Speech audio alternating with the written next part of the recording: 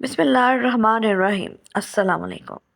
हज्जाज बिन यूसुफ हाफ़िज़ कुरान था। वह तहज्जुद की एक रकात में 10 सपारों की तलावत करता था, बाजमात नमाज पढ़ाता था और शराब व ज़ना से दूर भागता था, लेकिन इंतहाई जालिम था। जब इसकी मौत आई तो इंतहाई इबरतनाक मौत आई। हज़रत ज़ईद बिन जबीर, जो कि एक ताबे बुजुर्ग थे, एक दिन मेंबर पर बैठे हुए ये अल्फाज अदा किए कि हज्जाज एक जालिम शख्स है। इधर जब हज्जाज को पता चला आप मेरे बारे में ऐसा गुमान करते हैं, तो आपको दरबार में बुला लिया और पूछा, क्या तुमने मेरे बारे में ऐसी बातें बोली हैं? तो आपने फरमाया, हाँ बिल्कुल, तू एक जालिम शख्स है। ये सुनकर हज्जाज का रंग गुस्से से सुर्ख हो गया और आपके कत्ल के अहकामात जारी कर दिए। जब आपको कत्ल के लिए दरबार से बाहर लेकर जाने लगे तो आप मुस्कुरा दिए। हज्जाज को नागवार गुजरा। इसने पूछा, क्यों मुस्कुराते हो? तो आपने जवाब दिया, तेरी बेवकूफ़ी पर, और जो अल्लाह तुझे ढील दे रहा है इस पर मुस्कुराता हूँ। हज्जाज ने फिर हुक्म दिया कि इसे मेरे सामने ज़िबा कर दो। जब खंजर गले पर रखा गया तो आपने अपना रुख कुबला की तरफ किया और ये जुमला फरमाया, ए अल्लाह, मेरे चेहरे तेरी तरफ है, तेरी रज़ा पर राज़ी हूँ। यह हज्जाज ना मौत का मालिक है ना ज़िंदगी का। जब हज्जाज ने ये सुना तो बोला, इसका रुख कुबला की तरफ से फेर दो। जब कुबला से रुख फेरा तो आपने फरमाया, या अल्लाह, रुख जिधर भी हो तू हर जगह मौजूद है, मशरिक मगरिब हर तरफ तेरी हुक्मरानी है। मेरी दुआ है कि मेरा कत्ल इसका आखिरी जुल्म हो, मेरे बाद इसे किसी पर मुसल्लत ना फरमाना। जब आपकी ज़ुबान से ये जुमला अदा हुआ, इसके साथ ही आपको कत्ल कर दिया गया और इतना खून निकला कि दरबार तर हो गया। एक समझदार बंदा बोला कि इतना खून तब निकलता है जब कोई खुशी खुशी मुस्कुराता हुआ अल्लाह की रज़ा पर राज़ी हो जाता है। हज्जाज बिन यूसुफ के नाम से सब वाकिफ़ हैं। हज्जाज को अब्दुल मलिक ने मक्का, मदीना, ताइफ और यमन का नायब मुकर्रर किया और अपने भाई बशर की मौत के बाद इसे इराक भेज दिया, जहाँ से वो कोफा में दाखिल हुआ। इन इलाकों में 20 साल तक हज्जाज का अमल दखल रहा।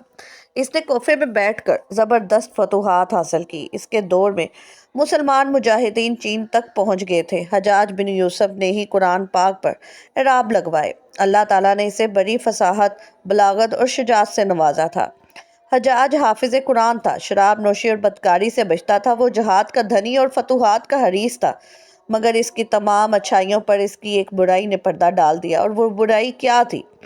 जुल्म। हज्जाज बहुत जालिम था। इसने अपनी ज़िंदगी में एक खूंखार दरिंदे का रूप धार रखा था। एक तरफ मूसा बिन नसीर और मोहम्मद बिन कासिम कफ़ार की गर्दनें उड़ा रहे थे, दूसरी तरफ वो खुद अल्लाह के बंदों, ओलिया और उलमा के खून से होली खेल रहा था। हज्जाज ने 1,20,000 इंसानों को कत्ल किया। इसके जेल खानों में एक एक दिन में 80-80 हज़ार कैदी एक वक्त में होते, जिनमें से 30,000 औरतें थीं। इसने जो आखिरी कत्ल किया वो अजीम, ताबी और जाहदो पारसा इंसान हज़रत सईद बिन जबीर रज़ियल्लाहु अन्हु का कत्ल था। इन्हें कत्ल करने के बाद हज्जाज पर वहशत सवार हो गई थी। वो नफ्सियाती मरीज बन गया था। हज्जाज जब भी सोता, हजरत सईद बिन जबीर इसके ख्वाब में आकर इसका दामन पकड़ कर कहते, ए दुश्मन खुदा, तूने मुझे कत्ल क्यों किया? मैंने तेरा क्या बिगाड़ा था? जवाब में हज्जाज कहता कि मुझे और सईद को क्या हो गया है। इसके साथ हज्जाज को वो बीमारी लग गई, ज़हमीरीरी कहा जाता है। इसमें सख्त सर्दी कलेजे से उठकर सारे जिस्म पर छा जाती थी। वो कामता था। आग से भरी अंगीठियाँ इसके पास लाई जाती और इस कदर करीब रख दी जाती कि इसकी खाल जल जाती, मगर इसे एहसास नहीं होता था। हकीमों को दिखाने पर उन्होंने बताया कि पेट में सरतान है। एक तबीब ने गोश्त का टुकड़ा लिया और इसे धागे के साथ बांध कर हज्जाज के हलक में उतार दिया। थोड़ी देर बाद धागे को खींचा तो इस गोश्त के टुकड़े के साथ बहुत अजीब नस्ल के कीड़े चिमटे हुए थे और इतनी बदबू थी जो पूरे 1 मुरब्बा मील के फासले पर फैल गई। दरबारी उठकर भाग गए, हकीम भी भागने लगा। हज्जाज बोला, तू किधर जाता है? इलाज तो कर। हकीम बोला, तेरी बीमारी ज़मीनी नहीं आसमानी है, आसमान से। अल्लाह से पनाह मांग। हज्जाज जब मादी तदबीरों से मायूस हो गया तो इसने हज़रत हसन बसरा रहमतुल्लाह अलैह को बुलवाया और इनसे दुआ की दरख्वास्त की।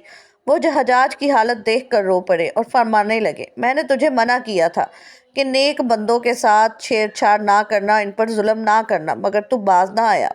आज हज्जाज इबरत का सबब बना हुआ था। वो अंदर बाहर से जल रहा था। वो अंदर से टूट फूट चुका था। हज़रत बिन जबीर रज़ियल्लाहु अन्हु की वफ़ात के 40 दिन बाद ही हज्जाज की भी मौत हो चुकी।